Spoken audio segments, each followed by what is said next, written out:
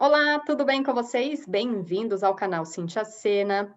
Hoje vamos falar sobre caderneta de poupança. Isso mesmo. Vamos dar início a um novo formato aqui para que a gente possa ir um pouquinho mais a fundo em cada um dos produtos financeiros, principalmente os mais usuais, para a gente entender os seus objetivos, seus benefícios, os seus riscos e também por que que a gente utiliza ou deixa de utilizar, combinado? Preparei um material principalmente para ajudar quem é mais visual e que a gente vai tendo aqui de suporte para melhor ter de trabalho, engajamento. Espero que vocês gostem deste formato, combinado? Vamos lá? Então, caderneta de poupança, como assim? O que é primeiro a gente já separar aqui? Quando a gente fala poupança, né, uma forma diminutiva da gente falar desse produto financeiro, mas também a gente tem que pensar que existe a poupança como ato de poupar, de reservar, de guardar algum dinheiro, de não gastar, de economizar, né? Então, é um ato que a gente tem como atitude. A caderneta de poupança é um produto financeiro, um dos que a gente pode utilizar para guardar o nosso recurso financeiro que nós poupamos, perfeito? E por que caderneta de poupança? Lá no seu início, a caderneta era física, existia, que nem essa imagem aqui, onde era registrado a data que foi feito o depósito, a data que foi feita a retirada, qual que é o saldo, e tudo isso dentro dessa caderneta. Então, a pessoa chegava lá no banco, na agência, com a caderneta dela, fazia as anotações e voltava para casa. E assim ficou caderneta de poupança. E vamos entender desde quando isso começou. Você sabia que a caderneta de poupança tem mais de 100 anos? Isso mesmo. Ela surgiu em 1861. Sabe quem criou? Dom Pedro II, por meio de um decreto. Um dos seus objetivos era fazer com que a população pudesse ter uma reserva de dinheiro, principalmente a população menos abastada, porque as demais até tinham um local para guardar suas joias, suas coroas, mas quem não tinha precisava desse local. E assim surgiu a poupança, a caderneta. E também um dos seus principais objetivos aí, ó, socorrer nos momentos de crise. Que momentos nós estamos vivenciando? Olha lá para a gente pensar. Então, a gente começa a pensar que a caderneta de poupança teve uma finalidade, teve um porquê, e ela é tão querida, vamos pensar assim, ela é tão popular por conta dessa origem. Pensa, é um produto que existe há mais de 100 anos. Para muitas pessoas, antes não tinha nenhum outro produto que fosse acessível a ela. Os produtos começaram a se tornar mais acessíveis, seja em valor, seja da facilidade de buscar informação, há pouco tempo. Então, a principal porta de entrada é a caderneta de poupança para a maior parte da população, principalmente aquela que não tem muitos recursos. E olha que interessante, somente 10 anos depois, e inclusive pela pressão para que acabasse com a escravidão no Brasil, em 1871, os escravos tiveram direito a ter também uma caderneta de poupança, desde que aprovado pelo seu dono, para guardar algum recurso que ele recebia e assim com isso juntar para comprar a sua libertação. Olha como ela faz parte da nossa história. E a mulher, pessoal, louco, né?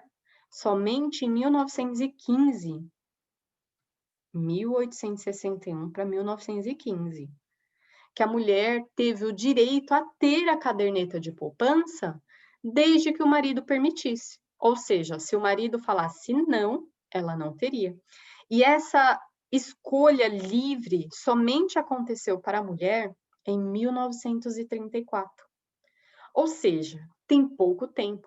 A minha avó nasceu em 1936, ou seja, 2 anos antes não teria essa possibilidade. E aqui a gente começa a entender por que as pessoas, ou as mulheres até principalmente, têm um certo atraso, se a gente for pensar, de acesso a alguns produtos, porque ela não tinha essas oportunidades que o homem já teve, assim como os escravos, assim como as pessoas que não tinham muitos recursos. Então começa a olhar quem é o nosso Brasil, quem é as pessoas que aqui residem, quem eram as pessoas que viviam nessa época e como a gente vai passando uma cultura de geração para geração. E mais um fato que aconteceu recente, só que quem tem menos de 30 anos nem percebe esse movimento, quem percebe é mais seus pais, avós, teve o confisco. 80% dos depósitos acima de 50 mil cruzados foram confiscados. E isso aconteceu durante 18 meses. Ou seja, aqui a gente tem um retrato até do porquê que as pessoas ainda têm receio de poupar, de guardar, de reter. Então, não ache estranho que muitas pessoas ainda não guardam dinheiro. A gente ainda tem esse histórico. Muitas pessoas que são mais jovens, que estão enfrentando, conhecendo, se liderando aí dentro do movimento financeiro, elas estão mais dispostas porque ela não tem esse histórico, percebe? Então, para os nossos pais, para os nossos avós, perguntem para eles. Ou você que vivenciou esse movimento, esse momento aqui, qual que é o seu sentimento com o banco? Existe esse receio, nossa, será que o banco vai tomar meu dinheiro? Então, até o final do vídeo, eu vou falar que já existem alguns outros mecanismos de segurança para que as pessoas possam investir e não ter mais esse receio. E, inclusive, foi alterada a legislação para trazer que não se pode mais confiscar a nossa caderneta de poupança ou outro produto financeiro. Combinado até aqui? Então, aqui a gente já começa a entender, nossa, mais pessoas até investem na poupança do que outro produto, pelo seu histórico facilitador, por ser mais antigo, por ser mais rápido. E também muitas pessoas não guardam, seja aqui na poupança ou em qualquer outro lugar, por causa desse histórico aqui do medo, do receio. Você teve esse receio, que já vivenciou isso? Você não investe por quê? E por que investe? Por que somente na caderneta de poupança? Vão analisando e percebendo isso, tá bom? Vamos continuar.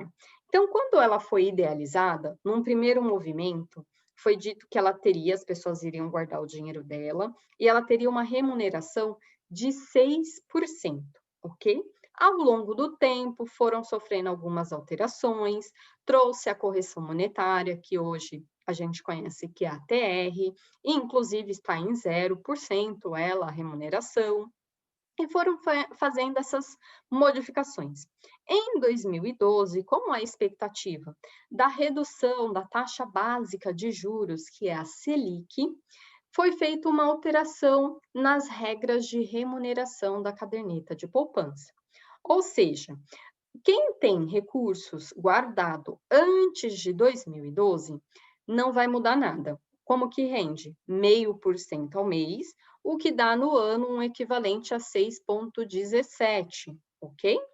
Mais a TR. Como a TR hoje está zero, vamos falar que é só os 6,17. Posterior a essa data, quem teve algum recurso que ela guardou lá na caderneta de poupança e a Selic estiver superior a 8,5, ela vai remunerar igualzinho, não vai mudar nada. Se a Selic for de 8,5 para baixo, ela vai pagar 70% da Selic. Como assim? A gente vai trazer aqui um exemplo para vocês entenderem, combinado? Então, hoje, a nossa taxa básica de juros está em 2%. Ou seja, 70% desse valor é o equivalente a 1,4%, que eu vou ter de remuneração. Então, já começa a comparar aqui. Antes, 6,17 até 2012, e após, com a realidade atual, estou ganhando 1,4. Então, aqui a gente já começa a entender por que que a poupança tem rendido menos. E sabe quem tem percebido isso? A minha avó tem percebido isso, a minha mãe tem percebido, nossa, a poupança está rendendo muito pouco, não está valendo a pena.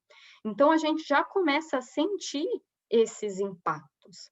E vamos dar continuidade aqui, então, para que a gente possa entender. A remuneração da poupança para as pessoas físicas e pessoas jurídicas que não têm o foco no lucro é mensal. Então, todos os meses, na mesma data que você fez a aplicação, se eu apliquei lá no dia 10, lá no dia 10 do próximo mês, eu vou receber essa remuneração. Se eu tirar o dinheiro antes disso, que é o que a gente chama de data de aniversário, eu não vou ter remuneração alguma. Então, é importante a gente já entender. A poupança, ela só paga quando completa um mês. Então, se eu tiro antes desses 30 dias, eu não vou ter rendimento algum. Então, é importante a gente saber disso. Além disso, a gente tem que trazer que as pessoas jurídicas que têm lucro, o rendimento dela não é mensal, é trimestral.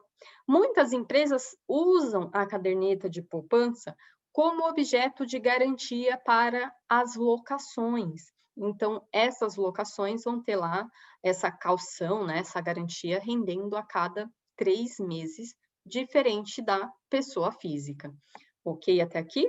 Então, a gente também tem que quem deposita no dia 29, no dia 30 e no dia 31, tem como data de aniversário o dia 1º, porque tem meses que tem 29, tem meses que não tem meses que tem 30, tem meses que não tem meses que tem 31, tem meses que não tem. Então, para ficar uniforme, você pode, ao longo do mês, ter 28 datas de aniversário. Então, se você depositar no dia 1, você vai ter a remuneração no dia 1. Se você depositar no dia 2, vai ter a remuneração no dia 2. E assim sucessivamente, conforme essas datas de aniversário. Perfeito? Além disso, imposto de renda na caderneta de poupança para as pessoas físicas é isenta. E aqui a gente traz mais um ponto. As pessoas acabam optando pela caderneta de poupança pensando nisso aqui. Ah, não tem imposto, vamos deixar lá que é mais tranquilo, não tenho que ficar me preocupando com isso, ok? Depois, em outros vídeos, a gente vai trazer algumas outras possibilidades também de investimento sem imposto e aquelas que têm imposto, qual que é o benefício disso, perfeito? Para as pessoas jurídicas, principalmente aqui com lucro, tem imposto de renda. E vamos dar sequência aqui. Então, é o que é legal para a gente entender. Um exemplo, a poupança antiga, poupança nova e a inflação. A gente começa a entender o que isso tem de relação. Olha aqui nessa imagem. A gente tem a poupança 2020. Quanto que ela rendeu mês a mês, desde janeiro até dezembro. Olha os 4 últimos meses, que foi quando a Selic chegou em 2%. Perfeito? Então, a gente tem de remuneração ao mês 0,11%. Quando olha a inflação lá em dezembro, 1,35%. O que significa isso? Então, vamos entender aqui um pouco mais. Então, a inflação oficial em 2020 foi de 4,52%. Ou seja, algo que eu comprava em janeiro com R$100, lá em dezembro, eu precisava de 104,52. Eu não conseguiria comprar com o mesmo recurso, perfeito? A poupança nova, com essa questão da Selic abaixo de 8,5%, é 70% dela, rendeu naquele ano, 2020, 2,11%. Ou seja, aqueles mesmos R$100, ao final de um ano, estava valendo 102,11. A poupança antiga mudou? Não, mas são poucas pessoas que têm algum recurso na poupança antiga. ela continuou rendendo os 6,17, ou seja, muito mais que a inflação. E para 2021, expectativa com a Selic hoje a 2%, significa que a poupança, principalmente a nova, vai dar 1,4%. A gente ainda teve 2,11% porque a Selic ela foi reduzindo ao longo do ano. E aí a gente começa a entender, e essa inflação? Vamos a um exemplo. Vou diminuir aqui. Então, vamos supor que você aplicou R$ 1.000. Um único depósito durante o ano, lá no comecinho, dia 2 de janeiro. E aí, no ano, quando a gente olha a poupança antiga, ela teve um retorno de 6,17. E a poupança nova teve um retorno de 2,11. Então, é bom a gente já observar. 6,17, 2,11. Cíntia, o que isso significa? Significa que ao final de um ano, você vai ter acumulado R$ 61,00, se você tivesse a poupança antiga ou tendo, e R$ 21,00 na poupança nova no final de 2020. Ou seja, ao aplicar R$ 1.000, você vai sair no bolso com R$ 1.061,68 contra R$ 1.021,12. Como não tem imposto de renda, esse é o seu valor líquido, perfeito? Aí, quando a gente fala da inflação, ou seja, olha, para eu ter guardado esse dinheiro aqui, R$ 1.000, o produto que eu queria comprar, hoje, ele vale R$ 45,17 a mais. Ou seja, com a poupança antiga, eu consegui guardar 1.000, ele rendeu 61,68, ou seja, fiquei com 1.061,68. Vou ter que descontar a inflação e vai me dizer que eu tenho além da inflação de R$ 16,50.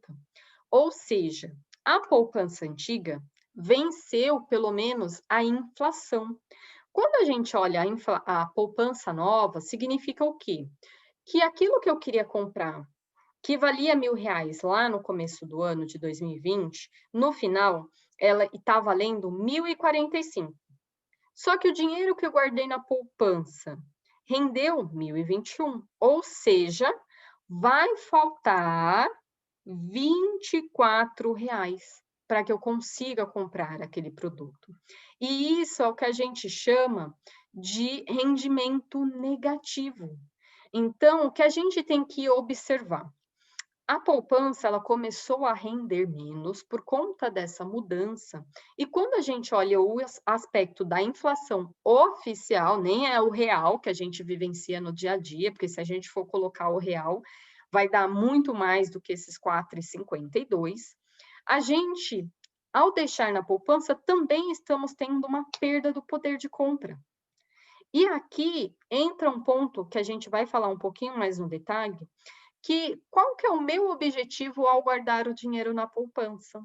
Então, eu começo a olhar qual que é esta finalidade para que eu possa melhor usar esse produto para a finalidade que ele foi criado, identificado, versus outros produtos financeiros que eu tenho também ao meu favor, para que eu consiga, no mínimo, garantir o efeito aí da inflação, esse poder de compra desses produtos ao longo do tempo. Combinado? Ficou claro, entendido essa informação aqui para vocês, pessoal?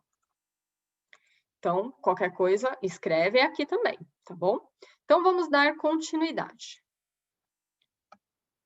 Então, as pessoas lá, por conta do confisco, por conta de algumas instituições que começaram a ter algumas quebras, foi instituído um fundo, o Fundo Garantidor de Crédito, que fez com que qualquer valor em alguns produtos financeiros, poupança, CDB, LCI, LCA, tivesse uma garantia. Então, parte do valor que você coloca lá na poupança, a instituição recolhe uma parte, destina uma parte para esse fundo, e ele te garante até 250 mil por CPF por instituição, limitado ao teto de 1 milhão a cada 4 anos. Ou seja, hoje, se você tiver apenas lá a caderneta de poupança até 250 mil na instituição A, você está garantido. Então, se der algum problema na instituição, se ela quebrar, você tem direito a receber de volta esse valor. Então, é uma forma também de proteção, de garantia do sistema financeiro e para trazer mais tranquilidade para as pessoas. Assim como a poupança, outros produtos financeiros também têm a mesma garantia. Perfeito? Então, vamos dar sequência. E olha o que a gente tem aqui. No final do ano, de dezembro de 2020, a poupança bateu mais de 1 trilhão de saldo. Vocês têm noção? Isso eu fico feliz. Eu tenho duas reações, né? Uma, primeiro, felicidade no sentido de saber que tem pessoas que estão sim poupando, que estão guardando recursos financeiros. E outro ainda, que se a gente for parar para pensar, que está distante, que tem muitas pessoas que ainda não poupam, não investem, que estão inadimplentes, que não conseguem separar que seja R$ 1. Então, a gente tem que olhar como positivo isso aqui. E um segundo movimento, né, um terceiro movimento, é a gente começar a pensar se essas pessoas que guardam hoje na poupança, se elas têm uma finalidade para esse recurso, se elas têm o conhecimento, a informação, até para começar a ampliar esse leque de oportunidades, perfeito? Então, a gente começou a ver lá, ó, começou há 160 anos, hoje temos 1 trilhão de saldo. Por quê? Ela é mais segura, na visão das pessoas, por falta até de conhecimento de alguns outros produtos. Ela é tradicional, é o primeiro contato das pessoas com o mercado financeiro, é a primeira porta de entrada. Os investimentos nela é a partir de R$ 1. Então, isso aqui também mostra do porquê que as pessoas ainda ou utilizam esse produto. Perfeito? E aí a gente começa, então, por que usar, mesmo no cenário atual, ela estando perdendo para a inflação? Por que eu vou deixar na poupança? Não, é melhor não deixar. Tudo tem um porquê, tudo tem uma finalidade. Então, o primeiro ponto que a gente tem que observar. O dinheiro que é guardado hoje, vamos pegar desse 1 trilhão aqui, 65% dele é destinado ao financiamento imobiliário. Ou seja, você que sonha em ter uma casa própria, em fazer um financiamento, saiba que o dinheiro que alguém te empresta teve como origem a poupança. Você sabia disso? Então, quando você coloca um dinheiro lá na poupança, uma parte, no caso 65, é destinado para dar como financiamento, ou seja, aquelas pessoas que vão pegar esse empréstimo e comprar uma casa, um terreno, um apartamento. Então, ele tem uma destinação. A poupança tem essa finalidade. Então, a instituição não pode sair usando com qualquer coisa, qualquer produto. E aqui é uma outra forma que a gente começa a ver também por que os financiamentos imobiliários, em relação aos outros tipos de financiamento, carro, financiamento de moto, tem uma taxa menor em relação a ela, por causa dessa origem, por causa dessa finalidade. E a gente começa a ver também que as instituições já estão colocando alguns financiamentos atrelados à poupança. Então, meio que casar, né? Ó, recebo aqui um retorno da poupança e coloco aqui também a destinação com a finalidade poupança. Além disso, a gente usa a poupança pensando numa reserva estratégica. O que isso significa? O foco da poupança, quando a gente fala em reserva estratégica, não é remuneração. Então, não tem problema ela dar negativo. A questão é, eu preciso ter um dinheiro fácil acesso. Aonde eu busco? Aonde eu acesso? A caderneta de poupança é um desses lugares que eu posso lá tirar a qualquer hora do dia, de segunda a segunda-feira. Então, isso me traz como um facilitador.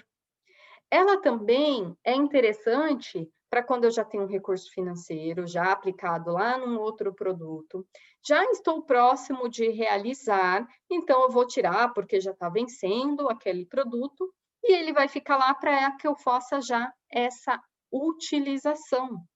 Um outro movimento também que eu posso fazer é para uso no dia a dia, como se fosse uma conta corrente. Então, eu tenho essa possibilidade também de ter uma caderneta de poupança sem estar atrelada à conta corrente e usar ela como se fosse uma conta corrente, pagar alguma conta, fazer transferência. Então, eu posso ter essa movimentação também. E, além disso, ela é o primeiro passo para que eu, primeiro, crie o hábito de poupar. Lembra que a gente falou? Eu preciso ter esse domínio de guardar todo mês uma parte do meu ganho. E, a partir desse movimento, eu uso a poupança como um pontapé inicial, como um test drive. E, a partir daí que eu vi que eu consigo poupar, que eu não tiro o recurso, que eu consigo colocar, eu abro o leque de oportunidades para os demais produtos financeiros. Perfeito? Faz sentido para vocês? Então, o próximo tema que a gente vai trazer mais ou menos alinhado neste formato aqui é o CDB. Isso mesmo. A gente vai começar a entender um pouco mais também o que é um CDB, o que é o pré, o pós, qual que é a diferença para a poupança, como que funciona o imposto de renda, existe com liquidez, sem liquidez, então a gente vai falar um pouquinho mais disso. E finalizamos aqui com a nossa poupança, espero que tenha sido útil para que a gente comece a entender o porquê das coisas, para que a gente entenda o produto financeiro também, a sua utilização, a sua finalidade, e que a gente também não saia descartando qualquer produto simplesmente porque a gente ouviu alguém falar que não funciona, que não serve, e também que a gente não deixe de conhecer, de utilizar, até para saber como funcionam os demais. Perfeito? Curta, deixe os seus comentários, se inscreva e nos vemos no próximo vídeo. Combinado? Beijos! Tchau, tchau!